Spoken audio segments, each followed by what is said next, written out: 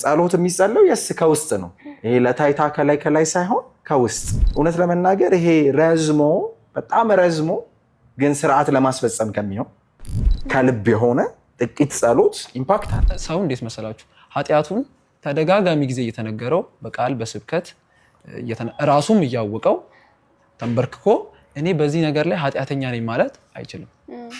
ሰው በንጹህ ልቡ እግዚአብሔር ፊት መቅረብ የሚችለው የመንፈስ ቅዱስ ታች ሲኖር የሆነ ኮንትሮል ማድረግ የምንችለው ነገር አለ። በራሳችን ንዴታችንን ሰው ፊት መግለጽ ካልፈለግን በዛ ሰዓት ሪያክት ላናደርግ እንችላለን። መንፈስ ቅዱስ ሲነካን ግን ከኛም በላይ ነው፣ መቆጣጠር አንችልም። በጣም ዲፕ የገቡ በጣም በመንፈስ ቅዱስ መቃተት ላይ ጎበዝ የሆኑ የጸሎት ልምድ ያላቸው ብቻ የሚጸሉት የልጅ ጸሎት ነው። ጸሎት ልጅ ስለሆንን አባታችንን እንደምንችለው ሆነን የምናወራው ነው። እግዚአብሔር ሉዓላዊ አምላክ ነው፣ ሁሉን የሚችል አምላክ ነው እና ከእግዚአብሔር ጋር ባለን የጸሎት ግንኙነት ውስጥ የኛ ጸሎት ምንድን ነው ፋይዳው? ሰላም፣ እንዴት ናችሁ? ይህ በአዲስ አበባ ሳይንስና ቴክኖሎጂ ዩኒቨርሲቲ የክርስቲያን ተማሪዎች ህብረት እየተዘጋጀ የሚቀርብላችሁ ሀለቅ ፖድካስት ነው። ዛሬ ደግሞ ጸሎትና ከጸሎት ጋር በተያያዙ ቶፒኮች ዙሪያ ከእንግዶቼ ጋር እናወራለን ማለት ነው። እኔ በአምላክ አጥላባቸው እባላለሁ። የ3ኛ ዓመት የሶፍትዌር ኢንጂነሪንግ ተማሪ ነኝ። እንግዶቼ ራሳቸውን ያስተዋውቁልናል። እሺ፣ እኔ አማኑኤል ነጋልኝ እባላለሁ። የክሊኒካል ሳይኮሎጂ ስፔሻሊስት ነኝ እንደሙያ ከሆነ። ከዛ ውጭ በዋነኝነት አገልጋይ ነኝ። እግዚአብሔርን አገለግላለሁ።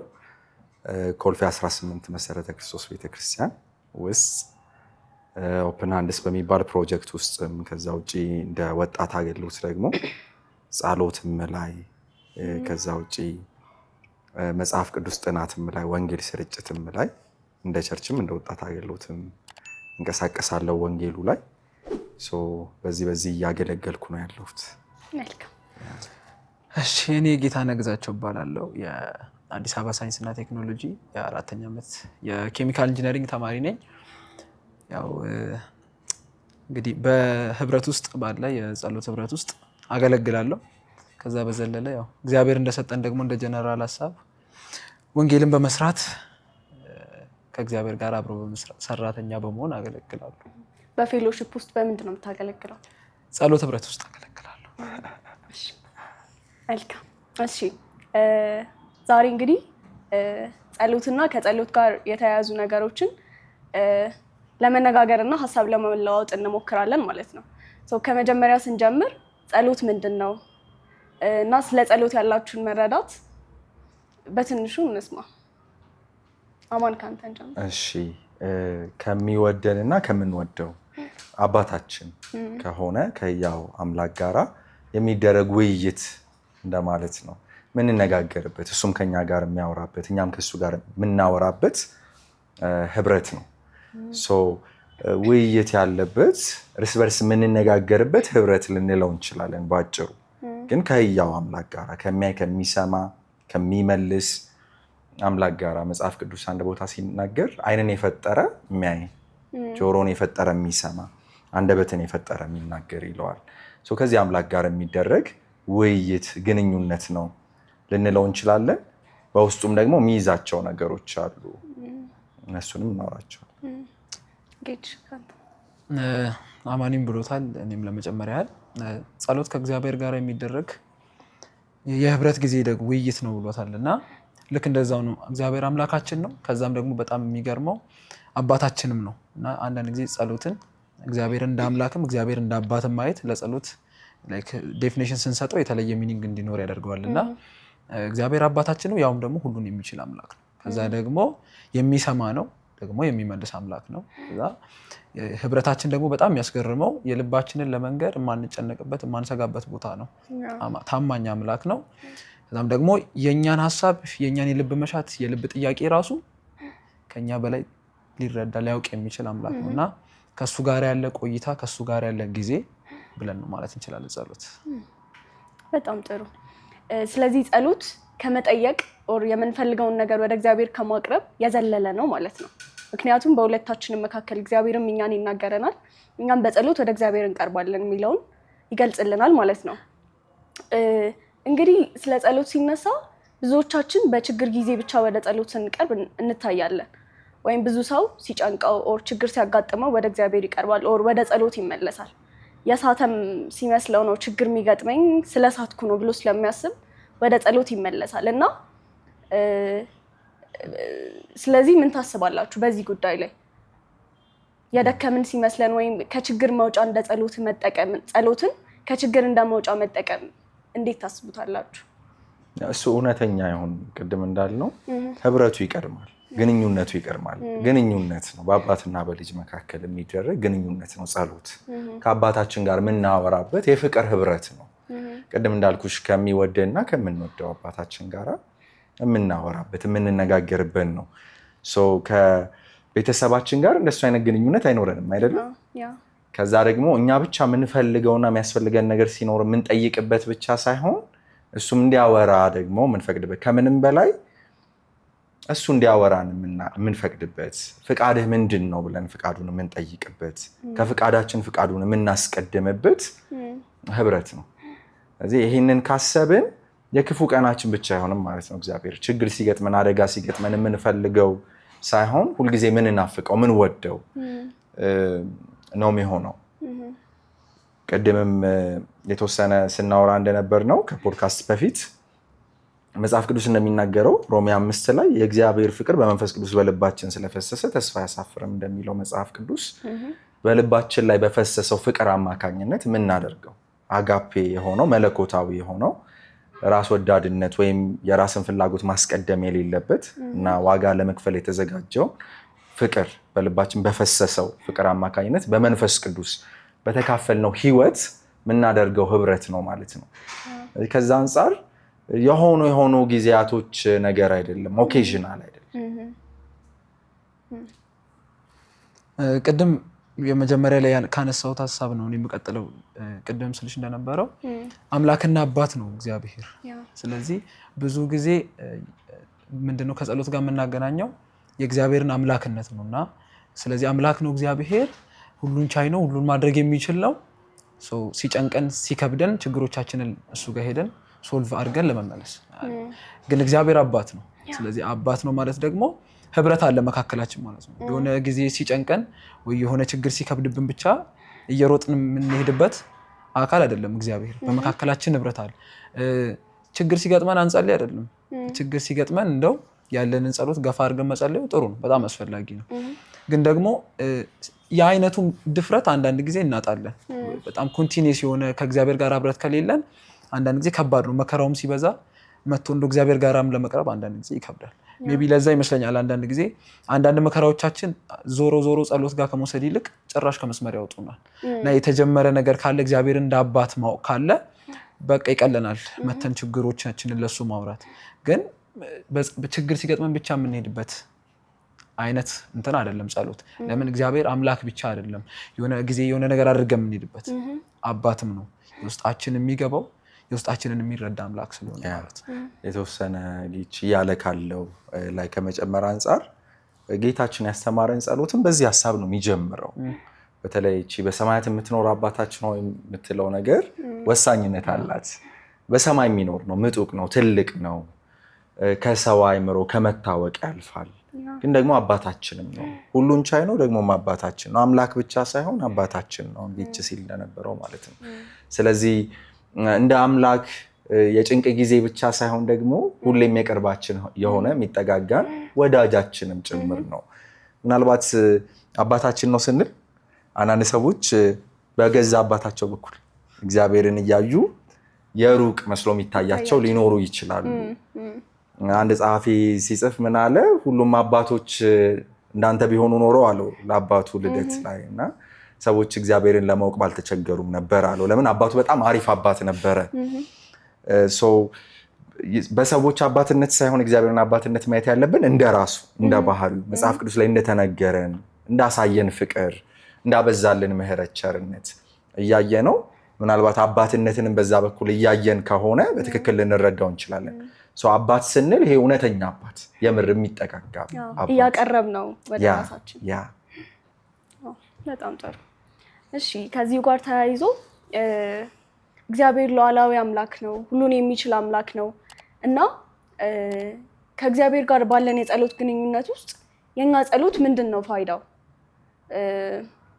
ዘርዘር ለማድረግ ነገር ይሁን ስንጸልይ እግዚአብሔር እንደ አባት እናየዋለን፣ እንደ ቅርብ ንግግራችን የሆነ ከሌላ ትልቅ ነገር ጋር ኦር ግዑዝ አካል ጋር የምናደርገው ነገር አይደለም። ከአባት ጋር እንደምናደርገው አይነት ንግግር ነው በጸሎት እግዚአብሔር ፊት ስንቀርብ። ይሄ አባታችን ይሄ አምላካችን ሁሉን የሚችል ሉዓላዊ አምላክ ነው እና በዚህ ውስጥ የኛ ጸሎት ፋይዳው ምንድን ነው?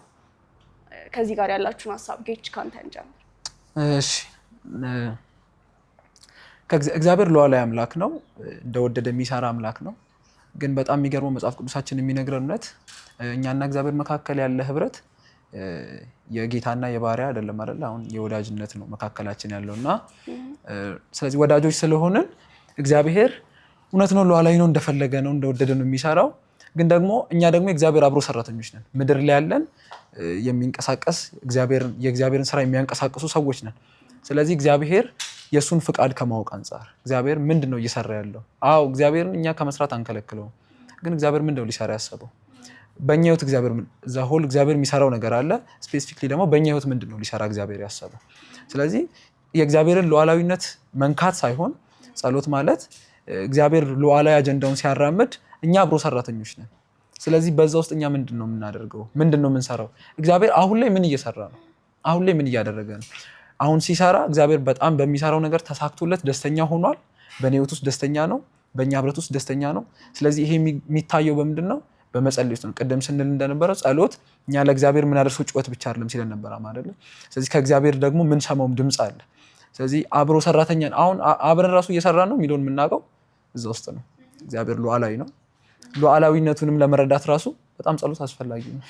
ስለዚህ ጸሎት ስንጸልይ ኦር ጸሎት የሚባለው ነገር በእኛ ህይወት ውስጥ መኖሩ ከእግዚአብሔር ጋር እንድንሰራ ኦር ከእግዚአብሔር ጋር ህብረት እንድናደርግ የሚፈቅድልን ነገር ነው እንደማለት ነው። ትክክል። ተሳትፎ ነው ጸሎት። ተሳትፎ ከእግዚአብሔር ጋር የምንሳተፍበት አብረን የምንሰራበት ፍቃዱን እየጠየቅን ጌታችን በጌተሰማኒ እንዳደረገው ፍቃዴ ይሄ ነው ግን ደግሞ ፍቃድህ ትሁን ብሎ ምንም ልጅ ቢሆን ከደረሰበት መከራ መታዘዝን ተማረ፣ ለሞቴውም ለመስቀል ሞት እንኳን የታዘዘ ሆነ እንደሚለው መታዘዝን ያሳየበት የኔ ፍቃድ ሳይሆን ያንተ ይሁን ያለበትም ነው። ፍቃዱንም የምናውቅበት ነው ደግሞ ለፍቃዱ የምንታዘዝበት መማረካችንን የምናሳይበት፣ ከዛ በእግዚአብሔር ስራ ውስጥ ደግሞ ተሳታፊ ምን ሆንበት እግዚአብሔር በሚሰራው ስራ ውስጥ እውነት ነው። እግዚአብሔር ሉዓላዊ አምላክ ነው። ከመጀመሪያ እስከ መጨረሻ የሚያደርገውን ያውቃል። ቅድመ እውቀት አለው። እግዚአብሔር ቅድመ እውቀት ያለው አምላክ ቢሆንም ግን በዛ ውስጥ እኛ ፓርት እንድንሆን ይፈልጋል። ክፍል እንዲኖረን ተሳታፊዎች። ቅድም ጌች እንደጠቀሰው ጥቅስ ቆሮንቶስ ላይ እንዳለው ከእግዚአብሔር ጋር አብረን ሰራተኞች ነን። ኤንቲ ራይት ሮሜ 8 ላይ ያለውን እንዴት ይፈታዋል? በተለይ ነገር ሁሉ ተያይዞ ለበጎ እንዲደረግ እናውቃለን የሚለውን እሱ እንዴት ይፈታዋል? ኤንቲ ራይት ኦሪጂናሉ ብሎ የሚፈታው ከእግዚአብሔር ጋር ተያይዘን ነገሮችን ለበጎ እንሰራለን ብሎ ነው የሚፈታው። ለበጎም የተባለው የልጁን መልክ እንድንመስል ያለ ለዛ የልጁን መልክ ለመምሰል ከእግዚአብሔር ጋር ተያይዘን አብረን የምንሰራ ሰራተኞች ነን። ለበጎ ለእግዚአብሔር መንግስት እግዚአብሔር በምድር ላይ ሊያደርገው ላለው ተሐድሶ አብረን የምንሰራ ሰራተኞች ነን። ስለዚህ የዛ ክፍል ምን ሆነበት ነው። እውነት ነው። ቅድም ጌችም ሲጠቅሰው ነበረ ኤፌሶን ላይ እንዳለው ከምናስበውና ከምንጠይቀው አብልጦ ሊያደርግ የሚችል ነው። ሳንጠይቀው በፊት የሚያስፈልገንን ያውቃል። የሚያደርገውን የሚያጌታ አዋቂ የሆነ ስራውን የሚመዝን ጌታ ነው ያለን። ግን ደግሞ እንደ ልጅ እንድናወረው ይፈልጋል። ጠይቀ ነው ሲያደርግልን ደስ ይለዋል። እንደዛ ሊያደርግልንም ይፈልጋል። ከዛ በዛ መስመር ውስጥ ነው አይደል ላይክ ጸሎት የምንዋጋበትም ነው። ኤፌሶን 5 ላይ እኮ አላ መጨረሻ ላይ በጸሎት ነው የሚጠቀልለው። ስለ መንፈሳዊ የጦር ዕቃዎች ወይም ስለ እግዚአብሔር የጦር ዕቃዎች ዘርዝሮ በጸሎት ነው የሚጠቀልለው። የምንዋጋበት እስከሆነ ድረስ ስትራቴጂ ከእግዚአብሔር የምንቀበልበት አቅጣጫ የምንቀበልበት የእግዚአብሔርን የልቡን መሻት የምናዳምጥበት ቅናቱን የምንቀናበት ደስታውን የምንደሰትበት ቁጣውን የምንቆጣበት ከእግዚአብሔር ጋር ህብረት እያደረግን ደግሞ በሚፈልገው አቅጣጫ የምንሰማራበት የክህንነት ድርሻችንን ጭምር የምንወጣበት ነገር ነው። አንድ ቦታ ላይ ሳሙኤል አንድ ጸሎት ጸልዮአል አይደል? ስለናንተ አንድ ነገር ተናግሯል። በህይወቱ መጨረሻ አካባቢ ስለናንተ ባለመጸለይ እግዚአብሔርን እበድል ዘንድ እግዚአብሔር ይሄንን ከኔ ያርቀው ብሎ ተናግሯል። እና ስለእናንተ አለመጸለይ አይቻለኝም፣ ስለእናንተ አለመጸለይ ለእኔ በደል ነው። ለምን ካህን ነው አይደል? ስለዚህ እኛም የንጉሥ ካህናት ነን። ያንን የምንሰራበት እግዚአብሔርን ስራ አብረን የምንሰራበት እድል ነው ማለት ነው። እድል ነው። የግድ ይሄ ለመቀራረብ የምናደርገው ነገር አይደለም። አንዳንድ ሰው እንደዛ ይመስላል አይደል? በጣም በቃ ጠንካራ ሰዎች የሚያረጉት ነገር፣ ከእግዚአብሔር ጋር የተቀራረቡ ሰዎች የሚያረጉት ነገር ይመስላል። እውነት ለመናገር አማኝ ሁሉ ከእግዚአብሔር ጋር ህብረት አለ። በሰማያዊ ስፍራ በቀኙ አስቀመጠን ነው የሚለው። ከእግዚአብሔር ጋር ተቀራርቧል። ከዚህ በላይ መጠጋጋት የለም። በጣም ካስፈለገ ከዚህም ካስጠጋ ነው ክርስቶስ በእኛ እኛ በክርስቶስ ነን አይደል? ከዚህ በላይ ህብረት መጠጋጋት የለም።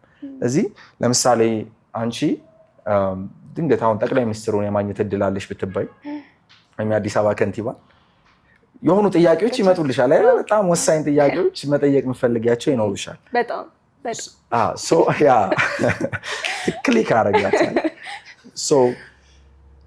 ፕሪቪሌጅ ነው ማለት ነው። እድል ነው ጸሎት። ከዚህ አምላክ ጋር ህብረት አግኝተናል። ግን ዝም ብለን አይደል ሆነ እንቀመጣለን? በሰማይ ስፍራ በቀኙ አስቀምጦናል። ኦኬ ዝም ብለን እንቀመጣለን? ኦልሬዲ እድል ያገኘነው እኮ በጣም ሰማይና ምድርን ከፈጠረ ሁሉን ከሚችል አምላክ ጋር ነው። ስለዚህ ይጠየቃል፣ እናወራዋለን። መሻተ ምንድን ነው እንለዋለን። ናፍቆታችን፣ ፍላጎታችን እነግረዋለን። እንደዛም ነው ማለት ነው። ስለዚህ በሱም ማውድ የምናየው አይነት ነገር ነው። አብረን የምንሰራበት፣ አብረን የምንከተትበት፣ እድልም የሆነ ከእግዚአብሔር ጋር ህብረት የምናደርግበት፣ የክህነት ድርሻችን የምንወጣበት ነገር ለራሳችን ጥቅም ብቻ ሳይሆን ለብዙዎች ጥቅም በጎናችን ላሉት ልመና ብቻ ሳይሆን ምልጃም ይኖረዋል፣ ለሌሎች የምንማልድበት ንስሐም ይኖረዋል፣ አምልኮም ደግሞ ይኖረዋል የምናመልክበት። በዝማሬ ብቻ ሳይሆን በጸሎትም ይመለካል። መልካም። ከዚህ ጋር ተያይዞ እንግዲህ ጸሎት ከእግዚአብሔር ጋር ያለንን ግንኙነት ይገነባልናል እንላለን አይደለም? በጸሎት ውስጥ ራሳችንን እውነተኛ ማድረጋችን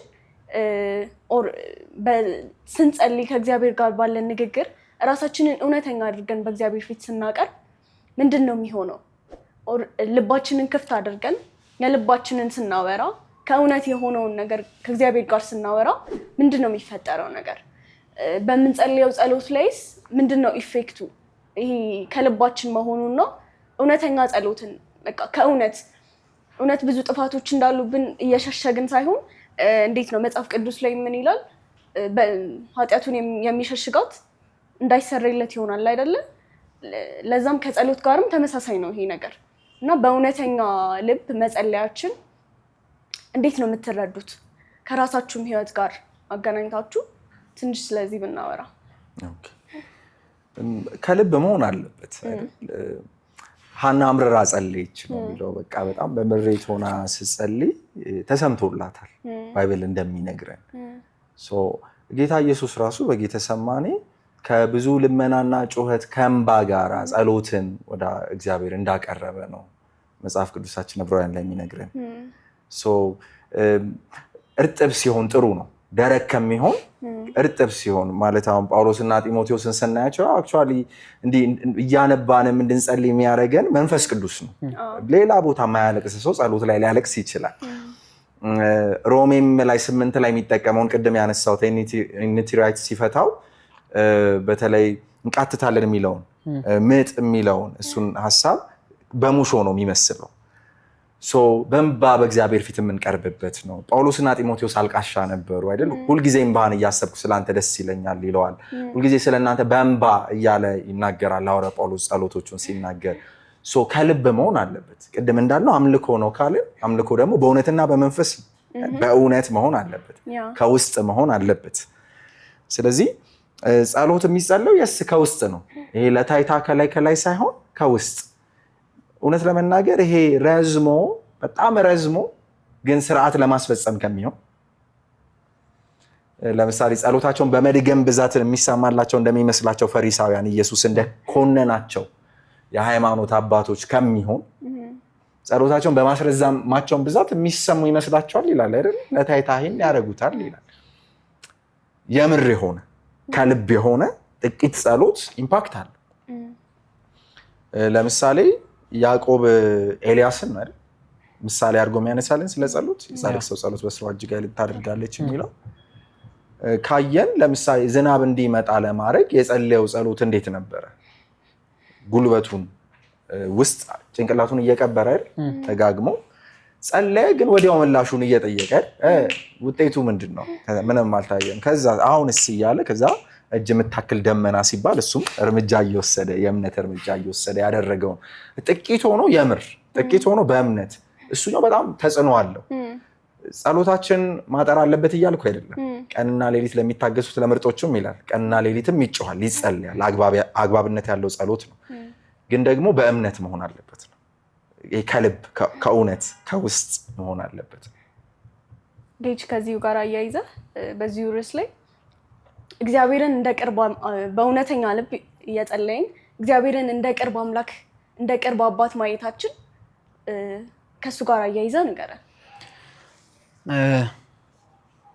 ምን አስባለሁ እኔ አንዳንድ ጊዜ ብዙ ጊዜ ስለ ጸሎት እናነሳና እንደው ሊገባን ይችላል ውስጣችን፣ ግን ብዙ ጊዜ የምንረሳው ደግሞ በጣም በቃ መንፈስ ቅዱስ የጸሎት እንዴት ነው ዋና መሰረት ነው። እና አንዳንድ ጊዜ እግዚአብሔርን ቅርብ አድርጎ ማሰብም ከልብ የሆነ ጸሎትን መጸለይ የሚቻለው የእግዚአብሔር መንፈስ ከኛ ጋራ በሙላት ሲኖር ነው። ከሱ ጋራ መደማመጥ መሰማማት ስንችል ነው። በቃ ሰው እንዴት መሰላችሁ ኃጢአቱን ተደጋጋሚ ጊዜ እየተነገረው በቃል በስብከት ራሱም እያወቀው ተንበርክኮ እኔ በዚህ ነገር ላይ ኃጢአተኛ ነኝ ማለት አይችልም። ሰው በንጹህ ልቡ እግዚአብሔር ፊት መቅረብ የሚችለው የመንፈስ ቅዱስ ታች ሲኖር ነው። ስለዚህ ጸሎት ውስጥ በጣም ማሰብም ሁልጊዜም ልንዘነጋው የማይገባው ነገር መንፈስ ቅዱስ በዛ ስፍራ ላይ በደንብ እንዲንቀሳቀስ መፍቀድ አለብን ለራሳችን። እና አንዳንድ ጊዜ እኛ ከልባችን ራሱ አንዳንድ ነገር አውጥተን ማውራት ለእግዚአብሔር መናገር እየፈለግን እግዚአብሔርን እንደ ቅርብ እንዳናስብ የሚያደርጉ ፋክተሮች ይፈጠራሉ። ሜቢ እግዚአብሔር ፊት ሄጄ ኃጢአትን በደፈናው ከኃጢአት ጋር እያገናኘው እያወራሁ ስለሆነ እና ኃጢአትን በደፈናው ከመናዘዝ በዘለለ እግዚአብሔር ሆይ በፊት ይሄንና ያንን አድርጌያለሁ ማለት አንዳንድ ጊዜ ያሳፍረናል። ለምንድን ነው የሚያሳፍረን? እግዚአብሔር የቅርባችን አይደል እንዴ? ያውቀዋል ሲጀመር እግዚአብሔር። ግን ለምን ከበደን ያን ሲባል መንፈስ ቅዱስ በጣም አስፈላጊ ነው። መንፈስ ቅዱስ ካለ ይከፍተዋል የልባችንን ለእግዚአብሔር እንድናፈሰው። ከዛም ደግሞ እግዚአብሔርን ራሱ ያሳየናል በደንብ። እግዚአብሔር መተን ፊቱ ብንናዘዝ እግዚአብሔር ምን የሚያደርግ አምላክ ነው የሚለውን እኛ ከምናውቀው እውቀት በላይ የመንፈስ ቅዱስ መገኘት ነው የሚፈታው። ልክ መንፈስ ቅዱስ በጸሎታችን መካከል ሲገኝ ቀደም አማን ሲል የትም ቦታ አልቅሶ የማያውቅ ሰው ራሴ እንደምሳሌ ልውሰድ መሰለኝ። እና እኔ ብዙ ጊዜ ነገሮች ላይ በቃ ምንም ፊድባክ መስጠት ምናምን በቃ ዝምታዬ ኮስተር ምናምን ማሳለፍ ሰው አይነት ሊሆን ይችላል። ግን እግዚአብሔር በትንሹ መንፈስ ቅዱስ መጥቶ ሲወቅሰኝ ግን አልችልም።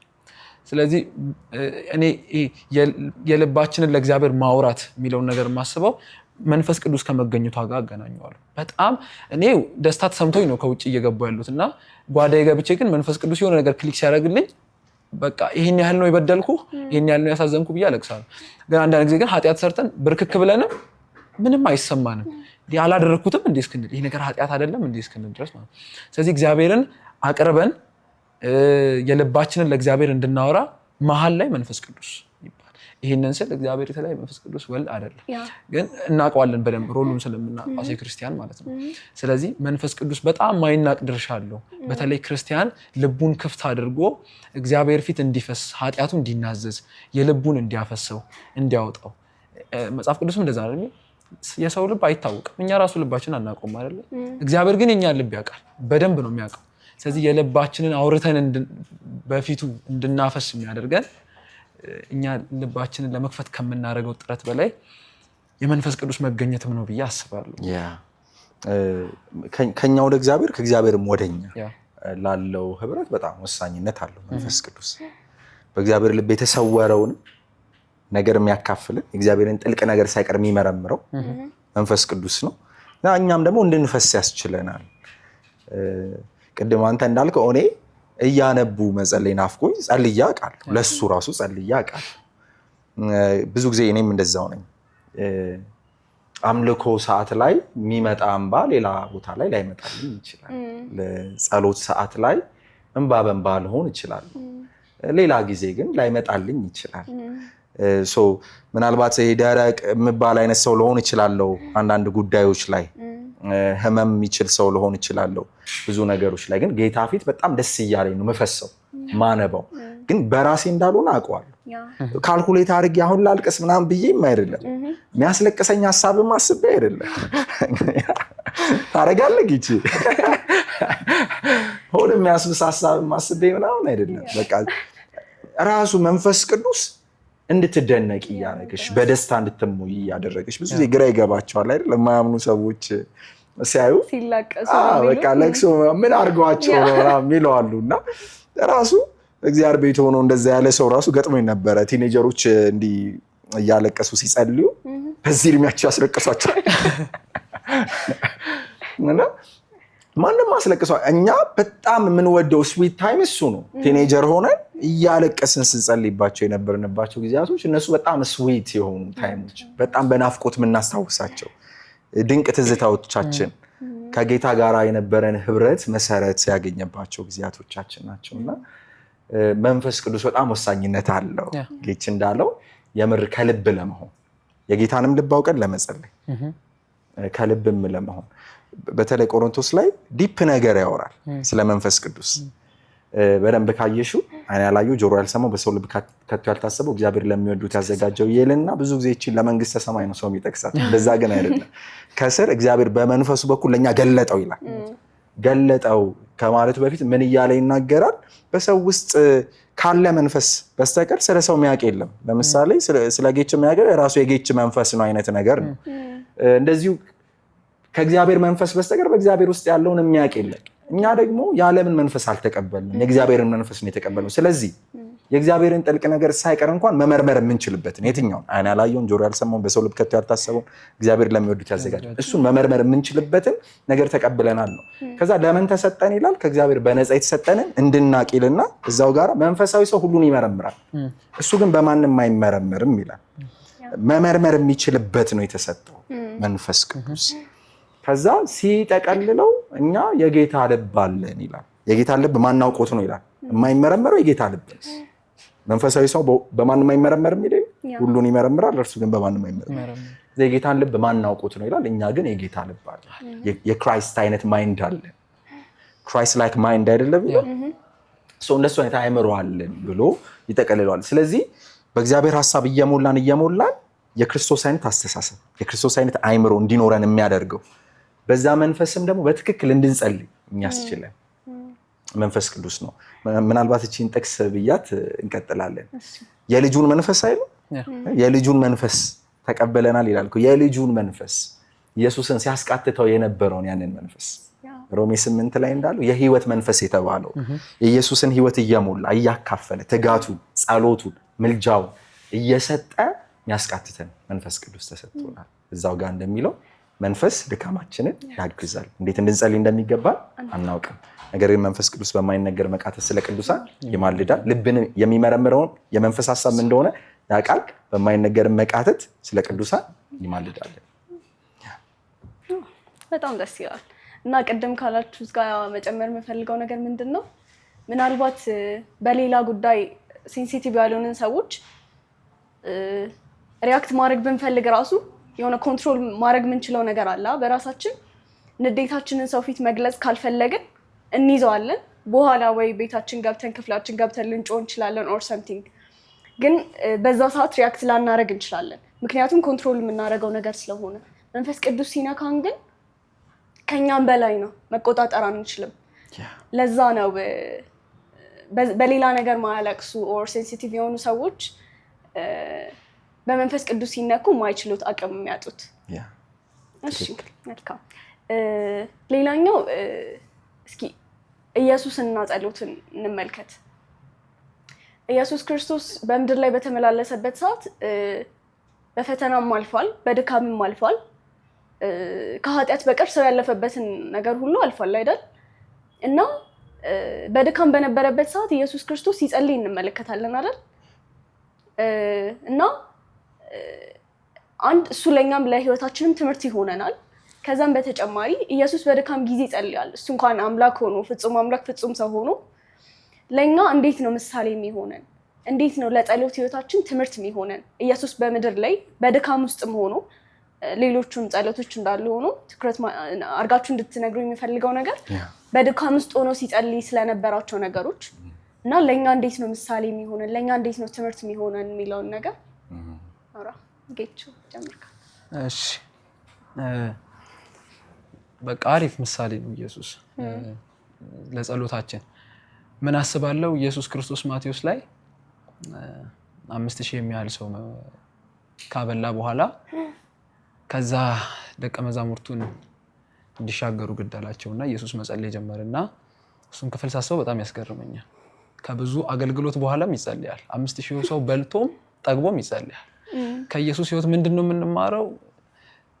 ጸሎት የጭንቅ ጊዜ ብቻ አይደለም። ብዙ ጊዜ ቀደም አማኒም ሲያነሳው ነበር፣ ጌተሰማኒ በቃ ይጠቀሳል። በጣም በቃ እንዴት ነው የምናነሳው? መጽሐፍ ቅዱስ ውስጥ ካሉ ጸሎቶች አንዱ እሱ ነው። በጣም የሚገርም ጸሎት፣ የምንደነቅበት ጸሎት። ግን ኢየሱስ ከዛም በዘለለ ይጸልያል። ምንድነው ቅድም ስና ህብረት አይደለ? ስለዚህ ከአባቱ ጋራ ህብረት ያደርጋል። ሜቢ አሁን ላይ እንደው ትንሽ ችግር ነው ብዬ የማስበው እሱ ነው። ፐርሰናሊ ድካም ይገፋናል፣ በቃ ገፍቶ ያንበረክከናል። ብዙ ጊዜ ዝናው እንትኑ ይሄ ንግስናው አገልግሎቷ ምናምን ስትበዛ ግን ትንሽ መጸለዩ እግዚአብሔር ጋር ህብረት ማድረግ ከባድ ነው። ኢየሱስ ያንንም ነው ያስተማረው እና በጣም በቃ ውርድ ነው ያለው። ቁጥር 5000 ሰዎችን መገበ። ከዛ ሰዎቹ ሊበተኑ ነው፣ እነሱንም እንዲሻገሩ ግድ አላቸው። ኢየሱስ መጸለዩ ይጸልያል ማለት ነው። ለብቻው ፈቀቅ ብሎ ይጸልያል። ስለዚህ ከኢየሱስ ሕይወት ይህንንም እንማራለን። በዛኛውም ደግሞ ተቃራኒ ስንሄድ የኢየሱስ ክርስቶስ የምድር ላይ ቆይታው ሊያበቃ ጥቂት በቀረበት ጊዜም ላይ ደግሞ በጌተሰማኒ ይጸልያል ኢየሱስ። ስለዚህ ይሄ እንዴት ነው ወይ በጣም ሲደላንም ሰያልን የምናደርገው ነገር አይደለም፣ ወይ ደግሞ በጣም ሲጨንቀንም ግን ደግሞ ድፍት ብለን አልቀሰን ነገሩ እስኪፈታልን የምናደርገውም ነገር አይደለም። ህብረት ነው አይደለ? ኢየሱስ ክርስቶስ መስቀል ንግግር ነው አይደል? ከእግዚአብሔር ጋር ያለ ንግግር ነው አይደል? መስቀል ላይ ሆነ የቀጠለው ጉዳይ እሱ ነው አይደል? ከእግዚአብሔር ጋር ያወራል ኢየሱስ። ስለዚህ ይሄ እንዴት ነው የሆነ ነገር የሚይዘን አይደለም። ስለዚህ ኢየሱስ ስለ ጸሎት ምን ያስተምረናል? የትኛውም ቦታ ላይ እንደሚጸልይ፣ በምንም አይነት ሲቹዌሽን ውስጥ እንደሚጸልይ፣ በቃ እግዚአብሔርን ሳያወሩ ከእግዚአብሔር ጋር ህብረት ሳያደርጉ መዋል በጣም ከባድ እንደሆነ እናስባለን። በጣም ደግሞ ግን አስፈላጊ ነገር እንደሆነ ከኢየሱስ ሕይወት እናያለን። ኢየሱስ ክርስቶስ ሜቢችን ለማንሳት ያህል ስለ ድካሙ ሜቢ አማን በደንብ ሊነግረን ይችላል ስለማስብ በቃ አይታችሁ እንደሆነ ኢየሱስ ክርስቶስ የመጣበት ሐሳብ በቃ ወንጌልን ለምድር ለማድረስ ነው። ሌላ ምንም ሐሳብ አልነበረው እና ከመጣበት ጊዜ ጀምሮ ግን ሁሉ ጊዜ ወንጌል የሚሰራ የነበረው እንደዚህ ብዬ አስባለሁ። እግዚአብሔር ሲመጣ ጀነራል ኮል አለው። ኢየሱስ ሲመጣ ጀነራል በቃ የመጣበት ሐሳብ አለው እና እየሄደ ግን እግዚአብሔር ጋር አፕዴት ያደርጋል። በቃ ልጅና አባት አይደል? እንደዛ እረዳለሁ አንዳንድ ጊዜና እኛም ስንኖር ልክ እንደዛ ነው። እግዚአብሔር እኮ የሆነ ነገር አውርቶናል፣ የሆነ ነገር እኮ ነግሮናል። ግን ከኢየሱስ የጸሎት ሕይወት ምንድነው የምንማረው? ይሄድን ራሳችንን ሁሉ ቼክ እናደርጋለን። 5000 ሰው ስላበላን የሚቆም አገልግሎት የለም፣ ገና የሚቀጥል አገልግሎት አለ። ስለዚህ እግዚአብሔር ጋር ከሄድን አሁንስ የልብ ሐሳብ ምንድነው? ስቲል እንድትሰቀል ነው፣ ስቲል ለዓለም መድኃኒት እንድትሆን። ኦኬ፣ ስለዚህ ይቀጥላል። ጌተሰማኒም ላይ ተደርሶ ጥያቄው ነው፣ ፍቃድህ ነው? አሁንም ፍቃድ ነው? አዎ የኔ ፍቃድ ነው። ፍቃድህ ከሆነች ትሁን እንጂ። ስለዚህ ከኢየሱስ የምንማረው ላይፍ ታይም ነው። በቃ እግዚአብሔር የሆነ ነገር አንዴ ስላወራን ልክ ችግር እስኪመጣ ጠብቀን አይደለም እግዚአብሔር ፊት የምንደፋው፣ ሁሉ ጊዜ ነው። ከኢየሱስ ያንን እንማራለን። ኤሌዜር እንዳደረገው ኤሌዜር አብርሃም የላከው መልእክተኛ መጀመሪያም እንግዲህ ጸልዋል። ከመቀበሉ በፊት ልክ እንዳገኘም ሰግዷል። በኋላም በፊትም ነው። ኢየሱስ በጣም የጸሎት ሕይወት አለው። ጸሎት ተቀዳሚ አጀንዳው ነው፣ ዋና ነገሩ። ኢየሱስ ጋር ጸሎት ዋና ነገሩ ነው። ቀንም የሚውለው ሌሊት ያየውን ነው።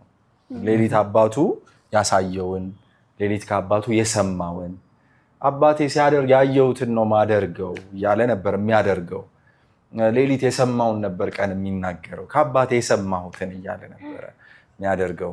እንደ ልማዱ ሊጸልይ ይላል መጽሐፍ ቅዱስ። ኢየሱስ ጋር ጸሎት ልማድ ነበር፣ ሀቢት አለው። የጸሎት ሀቢት አለው፣ የዘውትር ነገሩ ነው። ሰው ከምንም ነገር የሚያስቀድመው ጸሎትን ነው። ዞር ሲል እናያለን። ህዝብ ተሰብስበው ዞር ይላል፣ ግርግር እያለ ዞር ይላል ሊጸልይ፣ ከአባቱ ጋር ሊያወራ። በጣም ክራውድ ተሰብስቦልኛል ብሎ አይደሰትም ጌታ ኢየሱስ። ያኔ ከ5000 በኋላ የሚሆነው እኮ እንደዛ ነው አይደል? ሊያነክሱት በቃ ሆ ብለው መጡ። ሌሎችም የሰሙ ወሬው የደረሳቸው ተቀላቅለው ሲመጡ ሊያነክሱት ነው እየመጡ ያሉት። እሱ ግን ዞር ብሎ ነበር፣ ፈቀቅ ብሎ ነበረ። ኢቭን ሐዋርያቱን ነጠል አድርገው ደቀ መዛሙርት እነሱን ወደ ማዶ ተሻገሩ ብሏቸው እነሱ እየተሻገሩ እሱ ጊዜ ይወስዳል። ገና ጎህ ሳይቀድ ሊጸልይ ተነሳ ይለናል መጽሐፍ ቅዱስ። ጎህ ሳይቀድ የመጸለይ ልማድ ነበሩ። ሌሊቱን እንደ ጸለይም የሚነግረን ክፍል አለ። ሌሊቱን በሙሉ የመጸለይ እየጸለየ የማደር ልማድ ነበረው ጌታ ኢየሱስ። በማለዳ ደግሞ ተነስቶ ጎህ ሳይቀድ የመጸለይ ልማድ ነበረው። በተለይ እስራኤላውያን ይሄ 9፣ 3፣ 6 ምናምን የሚጸልዩባቸው ሰዓቶች ስለሆኑ ከሌሊቱ 9 ሰዓትም ሊሆን ይችላል ተነስቶ የመጸለይ ልማድ ነበረው ጌታ ኢየሱስ። ጸሎት ዋና ነገሩ ነው። ከምንም ነገር የሚያስቀድመው ነገሩ ነው። አንዳንዴ እያወቀ ለእኛም ይጸልያል ማለት ከአባቱ ጋር ሌሊት ጨርሷል፣ ግን አሁን አልዓዛርን ሊያስነሳ ሲል ለእነሱ ስል ነው የምጸልየው እንደምሰማኝ አውቃለሁ። አሁን እኛ ብዙ ጊዜ መጨረሻ ላይ አይደለ ስለሰማኝ አመሰግናለሁ የምትለው የምንለው እሱ ሲጀምር ነው። ስለሰማኝ አመሰግናለሁ እንደምትሰማኝ ደግሞ አውቃለሁ እነሱም እንዲያውቁ ነው ብሎ ነው። ሁሉንም ነገር የሚያደርገው ከአባቱ ጋር ባለ ህብረትና በጸሎት እንደሆነ እንድናቅ ይፈልጋል። ከዛ ውጪ እንዳስተማሩት እዚህ ልሽ ከሆነ በጣም በጭንቁ ጊዜ ኢየሱስ እኮ በጣም ከባድ ኬዝ ውስጥ ነበር አይደለ? ላቡ እንደ ደም ነጠብጣብ እስኪንጠባጠብ ድረስ እነዚህ የደም ቧንቧዎች ሲፈነዱ የሚፈጠር በጣም ሬር በሆነ ኬዝ በጣም ከስንት አንዴ የሚከሰት የህመም አይነት በጭንቀት ብዛት የሚከሰት እስከ ሞት ነፍሴ ተጨንቃለች ብሏል አይደል? በዛ ጭንቀት ውስጥ ሆኖ ጌታ ኢየሱስ የጸለየው ጸሎት ነው። እነሱ ሀዘን ስለከበደባቸው ተኝተው ነበር። ኢየሱስ ግን ሀዘን ከብዶበት አልተኛም። አጎኒ ውስጥ ነበር። በስቃይ ተጣጣረ ነው የሚለው። ይሄ ኩል ሆኖ ፊልም ላይ እንደምናየው እንዲህ ምናምን ብሎ ድንጋዩ ላይ ተደግፎ አይደለም፣ መሬት ላይ ነው። መሬት ላይ እየተንደባለለ ግን አባ ይላል። ሌላ ሶሉሽን አይታየውም፣ ሌላ መፍትሄ አይታየውም። 3 ደጋግሞ የሚጸልየው ያንኑ ጸሎት ነው። መላእክት መጥተው እስኪያበረታቱት ድረስ የሆነ መልስ እስኪያገኝ ይጸልይ ነበር።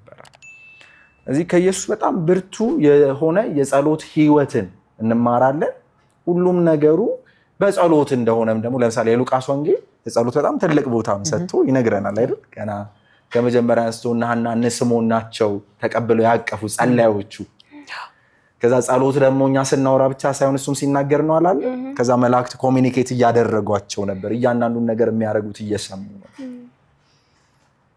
ጌታ ኢየሱስም በህይወት ዘመኑ በዛው ፓተርን ነበር የቀጠለው። በመንፈስ ቅዱስ ምሪት ወደ ምድረ በዳ ሄደ ሊፈተን። ሲወጣም በመንፈስ ቅዱስ ምሪት ነው። ሲያገለግል በመንፈስ ቅዱስ ኃይል ነው።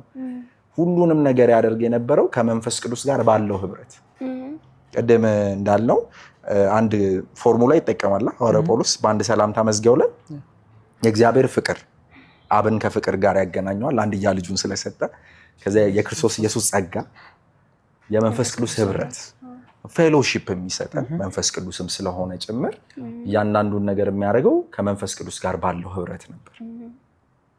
ስለዚህ ኢየሱስ ክርስቶስ ፍጹም አምላክ የሆነው እሱ እንኳን ለጸሎት ይሄን ያክል ፕራዮሪቲ ከሰጠ፣ ጠዋት ሲነሳ ከጸለየ፣ በድካም ውስጥ ሆኖ ከጸለየ፣ ከብዙ መሳካቶች በኋላ ከጸለየ፣ እኛማ ሰው የሆን ነው እኛማ ስጋ ለባሾቹ ምን ያክል ልንጸልይ ይገባል የሚለውን መማር እንችላለን ማለት ነው። ስለዚህ እሺ ከዚህ ጋር ተያይዞ ከባባድ ውሳኔዎችን ስንወስን በህይወታችን ጸሎት አስፈላጊ ነው ብላችሁ ታስባላችሁ? ከእግዚአብሔር ጋር መነጋገር አስፈላጊ ነው አይደል? ዴፊኒትሊ። እስኪ ከራሳችሁ ህይወት ጋር ኤክስፒሪየንስ ካረጋችሁት ነገር ጋር አያይዛችሁ ንገር። እሺ እንደዛ ካልሽ ደረቅ ከምናረጋው እኔ ለምሳሌ ወደዚህ ወደ አዲስ አበባ ራሱ የመጣሁት በእንደዚህ አይነት መልኩ ነው። ያው ውልደት እድገቴ እዚሁ ነው እስከ 9ኛ ክፍል። ሆኖም በኋላ ላይ ደብረ ዘይትም 4 ዓመት ኖሬያለሁ። ከዛ ደግሞ ሐረማያ ዩኒቨርሲቲ ለትምህርት ሄጄ በዛው በማስተማሩም ህይወት ቆይቻለሁ። ከዛ ወደዚህ ስመጣ ግን የኔ ሀሳብ አልነበረም፣ የኔ እቅድ አልነበረም። ቢያንስ እኔ 1-3 ዓመት እዛ የመቆየት እቅድ ነበረኝ እንደኔ ከሆነ።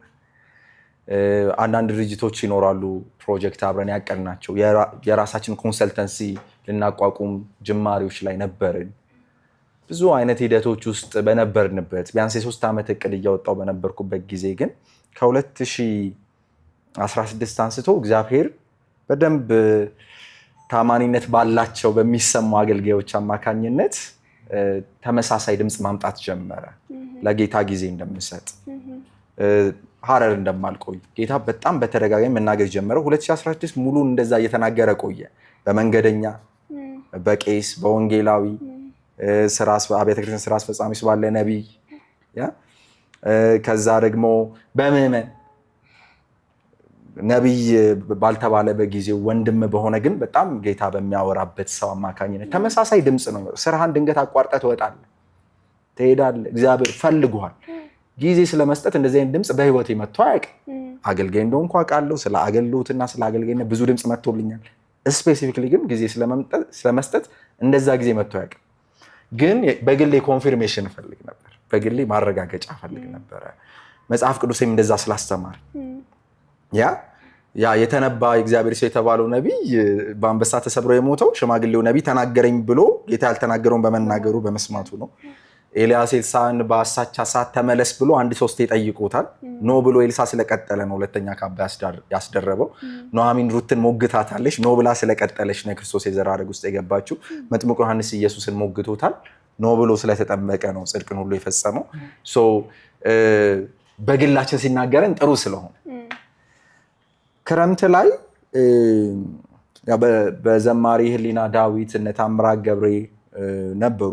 አስቀድሞ የምንተዋወቅ ስለነበር እሱን ሐረማያ ዩኒቨርሲቲ እሷን ጎንደር ዩኒቨርሲቲ እነሱን ላገኝ በሄድኩበት አገልግሎት ተጋብዘው መጥተው ነበር ኮንፈረንስ ላይ። ከዛ መጨረሻ ላይ አብረን እያሳለፍን በእነሱ ጌታ ማውራት ጀመረ፣ በህሉም መናገር ጀመረ። ከዛ ጌታን መስማት ጀመረ ያንን ማታ።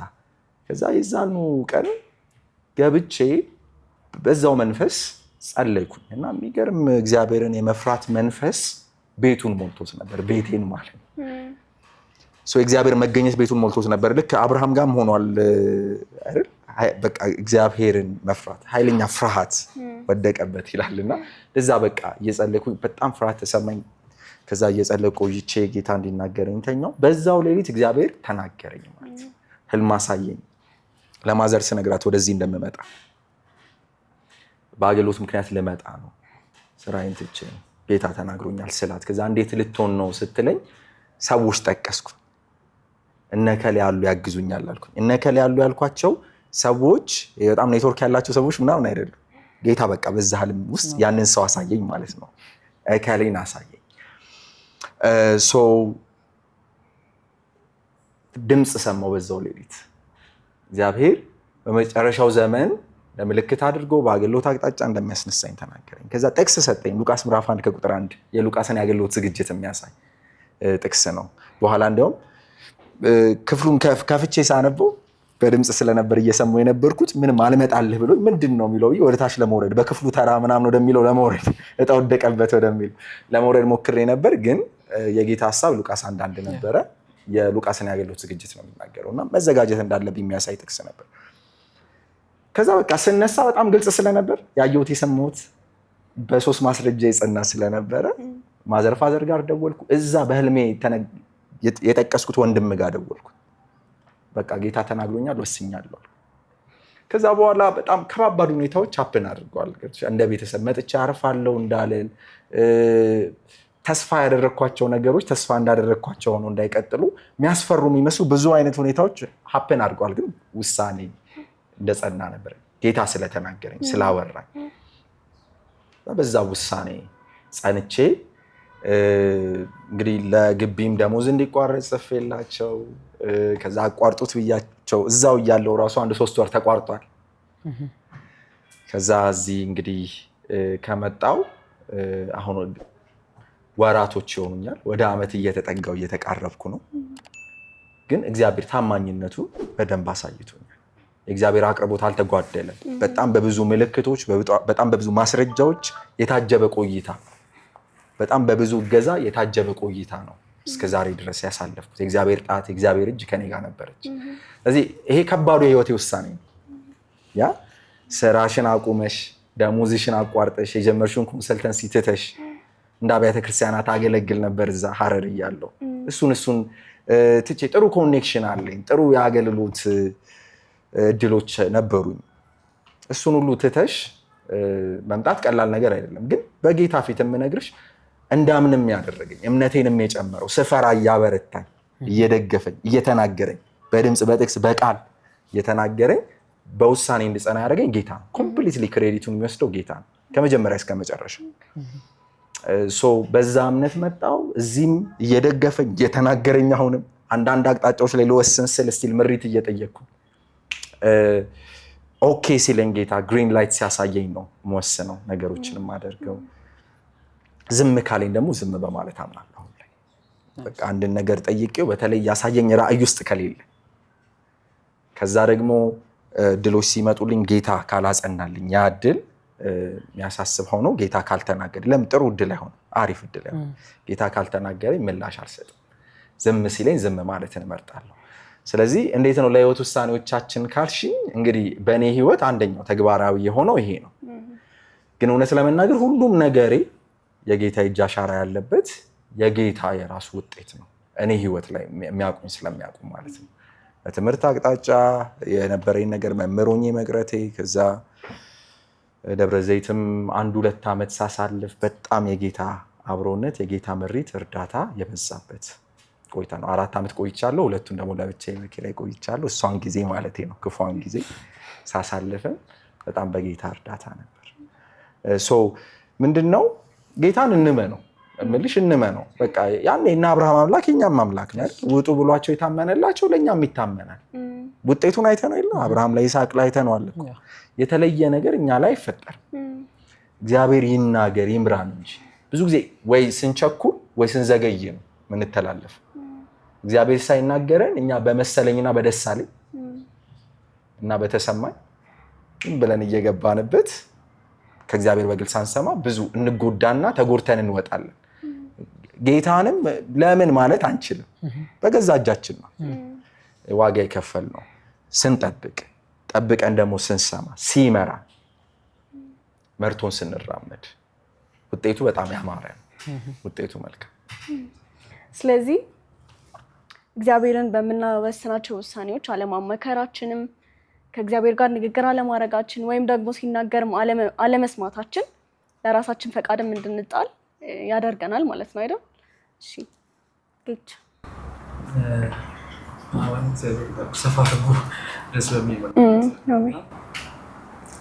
ከባድ ውሳኔዎቻችን ላይ አብዛኞቻችን አይ ቲንክ ጥያቄው የሚከብደን መጸለይ ያለብን የለብንም አይደለም። ብዙ ጊዜ ያጸልያል፣ ጥያቄው ያጸልያል። ከባድ ነው ከተባለ ክርስቲያን የሆነ ሰው ምንም አማራጭ የለውም፣ መጸለይ ነው በቃ ያለው አማራጭ። ግን ጉዳይ ምን አይነት ጸሎት ብንጸልይ ጥሩ ነው የሚለው ላይ ትንሽ ለማውራት አብዛኛው ጊዜ አማን ቅድም ዝም ሲል ዝምታን መርጣለሁ። እግዚአብሔር ዝም ካለ ቀጥሉበት ላይሆን ይችላል አይደለ? ብዙ ጊዜ እንደዛ ነው። አንዳንድ ነገሮች ላይ አስነክተን ነው የምንወጣው። እንደዛ ነው የምገልጸው ነው። የሆነ ችግር ወይ ደግሞ የሆነ ከባድ እንትን ውስጥ እንገባለን። ከዛ 1-2 ቀን እናወራዋለን። ስለዚህ እኛ ሰላም ከሆነን ኦኬ በቃ እግዚአብሔር ጎን እያለ ነው ቀጥሉበት እያለ ነው ማለት ነው ብለን እንላለን። ግን ያ አይደለም። ቀደም ማለት እግዚአብሔርና እኛ መካከል መነጋገር ነው ያለው። ስለዚህ ዝም ብለን መጠበቅ ያለብንም ጊዜ ደግሞ አለ።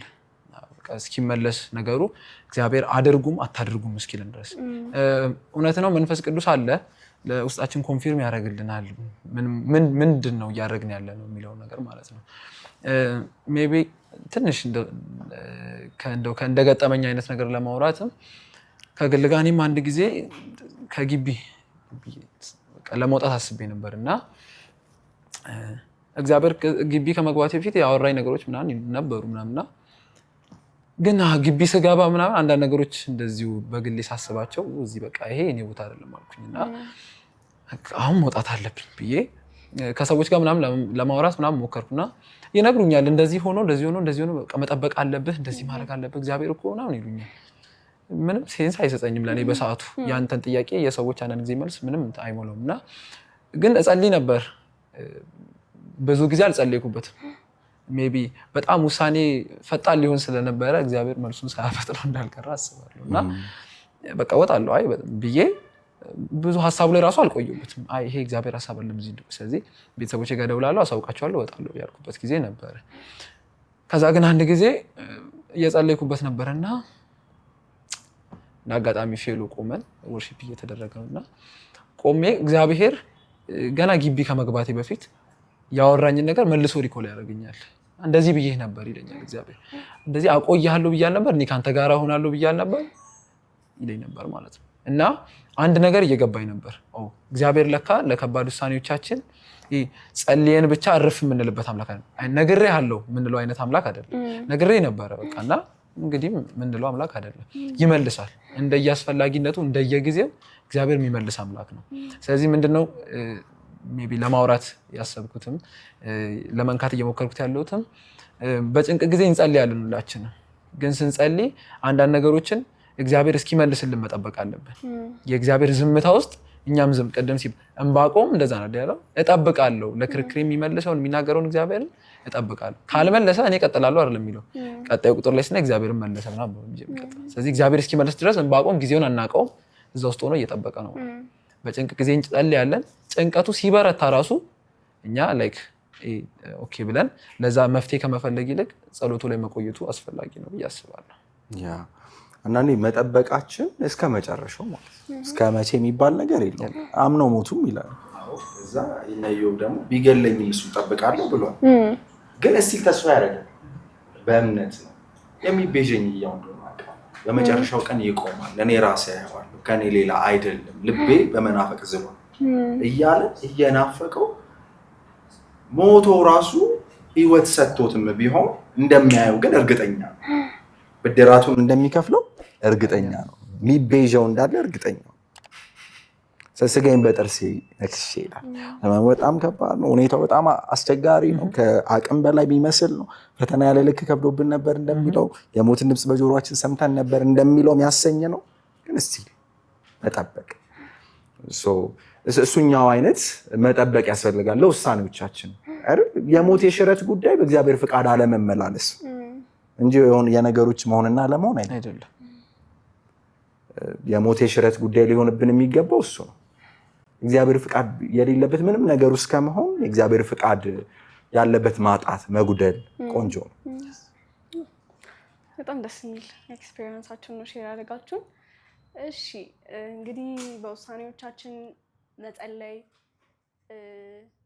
በሚገጥመን ነገር ሁሉ ከእግዚአብሔር ጋር ግንኙነት